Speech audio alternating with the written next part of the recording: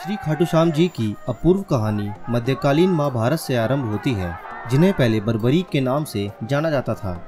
तो नमस्कार दोस्तों, आप सभी का एक बार फिर से स्वागत है आपके अपने YouTube चैनल नैरेटिव प्राइम में एक और नई वीडियो के साथ। और आज की ये वीडियो आप सभी के लिए काफ़ी ज़्यादा इंटरेस्टिंग और इन्फॉर्मेटिव होने वाली है, जिसमें मैं आपको खाटू श्याम जी जाने के लिए संपूर्ण जानकारी दूंगा कि खाटू श्याम कैसे जाएं, कब जाएं, आरती की क्या टाइमिंग्स रहेंगी, ऑनलाइन धर्मशाला मंदिर के पास कैसे बुक कराएं, और भी बहुत कुछ आपको इस वीडियो में देखने को मिलेगा। और साथ ही इस वीडियो में मैं आपको श्री खाटू श्याम जी के दर्शन भी करवाऊंगा और उनके इतिहास के बारे में भी बताऊंगा। तो वीडियो को एंड तक ज़रूर देखें और चैनल को सब्सक्राइब ज़रूर कर लें आगे आने वाली ऐसी ही इंटरेस्टिंग वीडियोस देखने के लिए। तो चलिए चलते हैं बाबा के धाम श्री खाटू श्याम।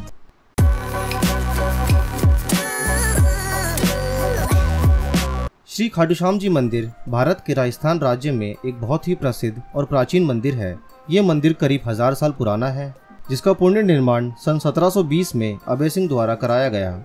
इस मंदिर में भीम के पौत्र और घटोत्कच के तीनों पुत्रों में से सबसे ज्येष्ठ पुत्र बर्बरी के शीश की पूजा होती है, जिनके दर्शन के लिए दूर दूर से रोजाना हजारों से लाखों की संख्या में लोग खाटू आते हैं।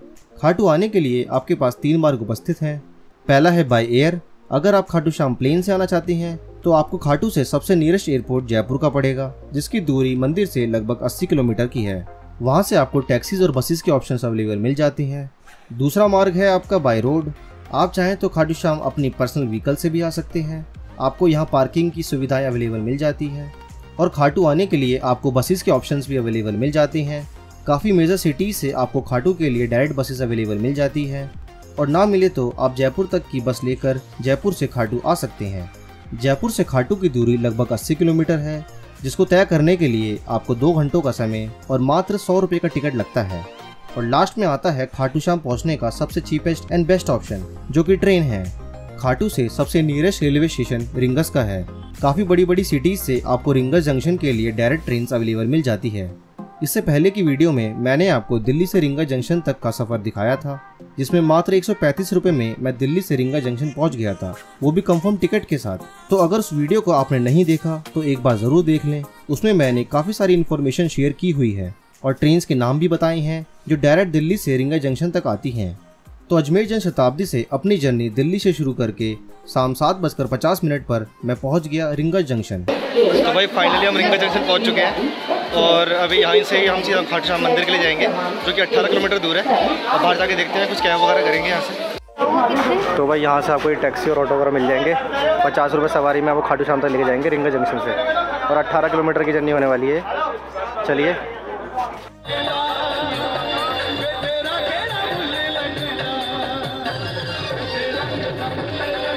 इस वाली गाड़ी में आए थे, 50 रुपये सवारी।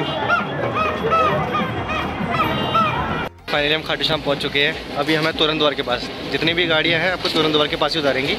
आप जिस भी व्हीकल से यहाँ आ रहे हैं वो आपको तोरण द्वार के पास ही ड्रॉप करेगा। तोरण द्वार खाटू श्याम जी मंदिर जाने का प्रवेश द्वार है, जहाँ से मंदिर की दूरी लगभग 1 किलोमीटर रह जाती है। आप हंसते गाते बाबा जी का जयकारा लगाते हुए मंदिर तक पहुँच सकते हैं। इससे पहले की वीडियो में मैंने आपको ये सभी कुछ डिटेल में बताया और दिखाया है, और साथ ही आपको श्याम बाबा जी का दरबार और उनके दर्शन भी करवाए हैं। तो उस वीडियो को भी एक बार ज़रूर देखें, उसका लिंक आपको आई बटन और डिस्क्रिप्शन बॉक्स में देखने को मिल जाएगा। तो चलिए अब हम आपको बताते हैं, अगर आप खाटू श्याम जी दर्शन के लिए खाटू आ रहे हैं तो यहाँ सबसे कम बजट में मंदिर के पास ऑनलाइन धर्मशाला कैसे बुक कराएं। ये जो आप वीडियो में धर्मशाला देख रहे हैं, ये मैंने ऑनलाइन 600 रुपये में 4 लोगों के लिए बुक की थी। और इस धर्मशाला का नाम है श्याम सहारा भवन, जो कि बिल्कुल साफ़ सुथरी धर्मशाला है। इस धर्मशाला में आपको hot water, drinking water, attach toilet, bathroom जैसी सुविधाएं देखने को मिल जाती हैं। इस धर्मशाला को आप ऑनलाइन www.yatradham.org से बुक कर सकते हैं। बाकी इस धर्मशाला में आपको एसी रूम भी अवेलेबल मिल जाते हैं, जिसमें 2 बेडरूम का 650 रुपये और 4 बेडरूम का 800 रुपये तक चार्ज किया जाता है। और आपकी नॉलेज के लिए बता दूं कि आप यहाँ चाहे फैमिली के साथ आएँ चाहे फ्रेंड्स के साथ, आप यहाँ ईजिली रूम्स ले सकते हैं। बस आपको पहले यहाँ ऑनलाइन बुकिंग करानी होगी। बाकी इसके अलावा और भी बहुत से होटल्स और धर्मशाला के ऑप्शंस आपको यहाँ अवेलेबल मिल जाते हैं, बट पीक सीजन में उनके रेट कम ज़्यादा होते रहते हैं या तो फिर वो फुल होते हैं। तो अगर आप पीक सीजन में यहाँ आ रहे हैं तो मैं रिकमेंड करूँगा कि आप अपनी बुकिंग ऑनलाइन करा कर आएँ, बाकी यहाँ होटल्स और धर्मशाला की कमी नहीं है, आपको जगह जगह होटल्स और धर्मशाला देखने को मिल जाती है। बाकी जैसा आपको सूटेबल लगे आप वैसे ही बुकिंग कराएं, चाहे ऑनलाइन या फिर ऑफलाइन, ये आपके ऊपर है। तो गुड मॉर्निंग दोस्तों, जय श्री श्याम। अभी सुबह के लगभग 6:30 बज रहे हैं और हम सब बिल्कुल रेडी हो चुके हैं दर्शन के लिए। अभी बस पापा में रेडी हो रहे हैं, उसके बाद दर्शन करने जाएंगे। पर मैं जानता हूँ आपके मन में बहुत सारे सवाल होंगे, पहले मैं वो क्लियर कर देता हूँ। तो चलिए पहले बात कर लेते हैं, आप यहाँ दर्शन करने कब आए। तो आप साल के किसी भी महीने में दर्शन करने आ सकते हैं, यहाँ कपाट खुले रहते हैं। बाकी आप मई जून जुलाई में यहाँ पे ना आए तो सही है, क्योंकि गर्मी बहुत ज़्यादा होती है, आपको पता ही राजस्थान है। बाकी अगर आप आना चाहते हैं तो जब भी आ सकते हैं, कोई दिक्कत वाली बात नहीं है। आप मेरी तरह रात की गाड़ी से आएँ और दर्शन करें और सुबह दर्शन करके वापस अपने घर निकल जाएँ, तो मौसम ठंडा ही रहेगा, ऐसी कोई बात नहीं है। और अगर बात की जाए इस मंदिर के खुलने और बंद होने टाइमिंग्स की, तो सुबह 4:30 बजे मंगल आरती के बाद इस मंदिर के कपाट खुलते हैं और रात 10 बजे शयन आरती के बाद इस मंदिर के कपाट बंद कर दिए जाते हैं। बाकी सैटरडे संडे 24 घंटे मंदिर खुला रहता है, क्योंकि भीड़ बहुत ज़्यादा होती है। और अगर बात की जाए कि आप कितने दिन का समय लेके आए यहाँ पे, तो आप एक दिन के लिए यहाँ पे आ सकते हैं, चाहे सुबह के शाम को निकल जाइए या शाम को आके सुबह सुबह निकल जाइए, जैसे आपकी मर्जी। क्योंकि देखने के लिए यहाँ पे बस एक मंदिर ही है और ज़्यादा कुछ है नहीं। बाकी दर्शन के लिए आपको बस 10 से 15 मिनट का समय लगेगा। इतनी भीड़ होने के बाद भी काफ़ी अच्छी सुविधा कर रखी है दर्शन के लिए, तो आपको कोई परेशानी नहीं आएगी यहाँ पे। चलिए अब ज़्यादा देर ना करते हुए आपको मंदिर दर्शन के लिए लेकर चलते हैं। अभी हम आए हैं श्यामकुंड, आपको श्यामकुंड के दर्शन भी करा देते हैं। मंदिर जाते हुए आपको रास्ते में श्री श्यामकुंड दिखाई देगा, जो कि मंदिर से करीब 300 से 400 मीटर की दूरी पर स्थित है। यह जगह कलयुग के देवता श्री श्याम बाबा से जुड़ी है। कहा जाता है यहाँ श्री श्याम बाबा जी का शीश प्रकट हुआ था, इसलिए ये बहुत ही पवित्र कुंड है और इसे मंदिर के समान माना जाता है और इसकी महिमा भी अद्भुत है।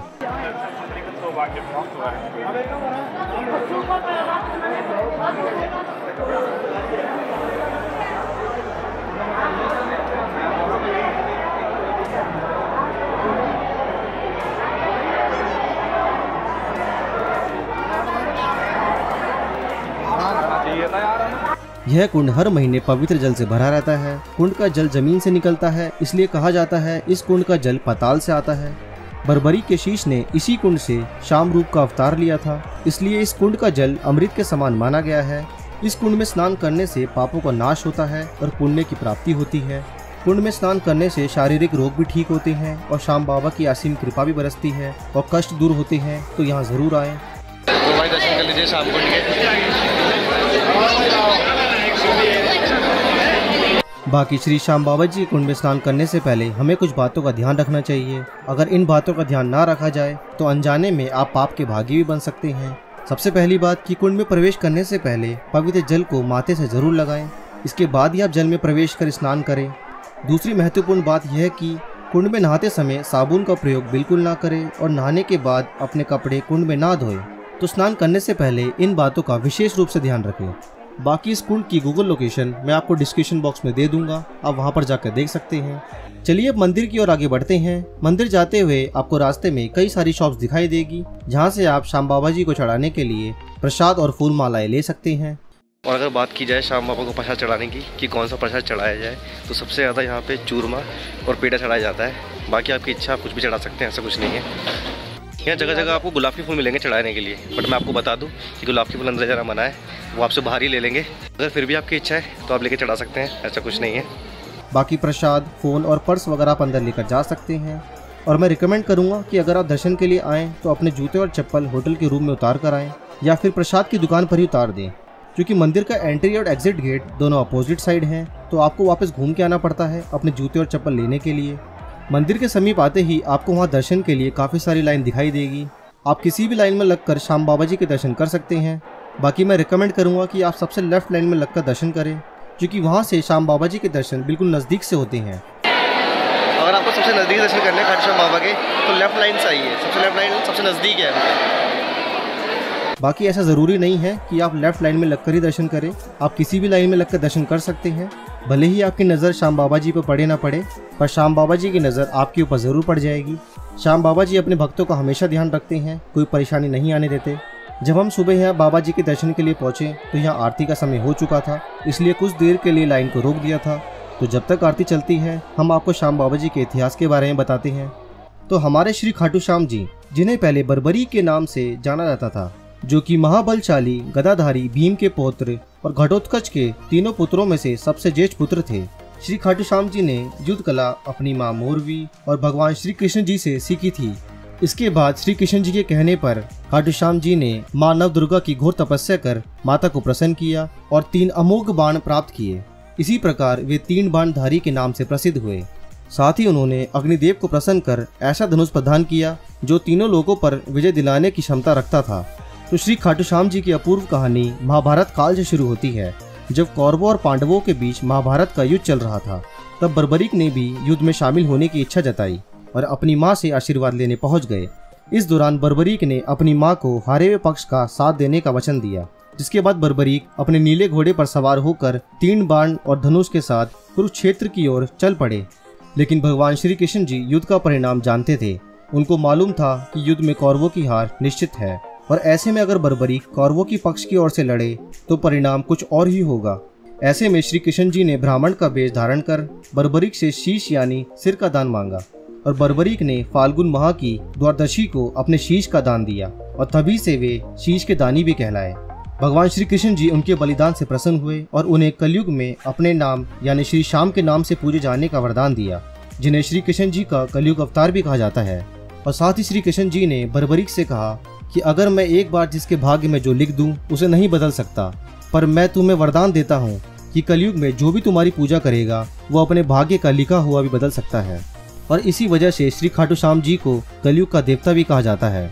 तो जो भी भक्तगण हमारी इस वीडियो को देख रहे हैं, खाटू श्याम बाबा उनकी सारी मुराद पूरी करे और जल्द से जल्द आप सभी को भी अपने द्वार खाटू श्याम दर्शन के लिए बुलाएं।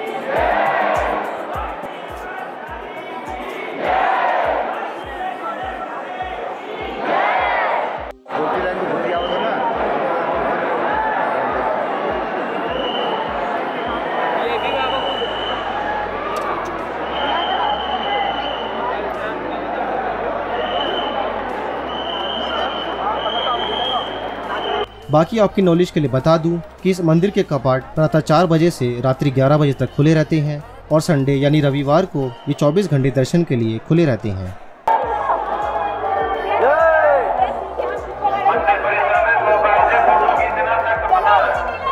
भाई बहुत ही अच्छे दर्शन हुए हैं। ये पीछे मंदिर है, उम्मीद करते हैं आपको भी अच्छे दर्शन हुए होंगे। मैंने आपको दर्शन कराए हैं वीडियो में पूरे। हमने बड़ी मेहनत से आपके लिए वीडियो बनाई है और आपको श्याम बाबा जी के दर्शन कराए हैं। तो वीडियो पर लाइक और कमेंट में जय श्री खाटू श्याम जरूर लिखें। बाकी आप कमेंट के माध्यम से हमसे कोई भी सवाल पूछ सकते हैं और आप चाहें तो इंस्टाग्राम पर भी आप हमें फॉलो कर सकते हैं और वहाँ भी सवाल पूछ सकते हैं। मैं अपनी इंस्टाग्राम ID डिस्क्रिप्शन बॉक्स में दे दूंगा। तो भाई दर्शन वगैरह करने के बाद हमने अपने होटल चेकआउट कर लिया था और हम जा रहे हैं सीधा अपने घर। तो इस वीडियो को यहीं समाप्त करते हैं। आशा करते हैं आपको वीडियो पसंद आई होगी। अगर वीडियो पसंद आई हो तो चैनल को लाइक और सब्सक्राइब जरूर करें। मिलते हैं आपसे जल्दी किसी अगली वीडियो में। धन्यवाद।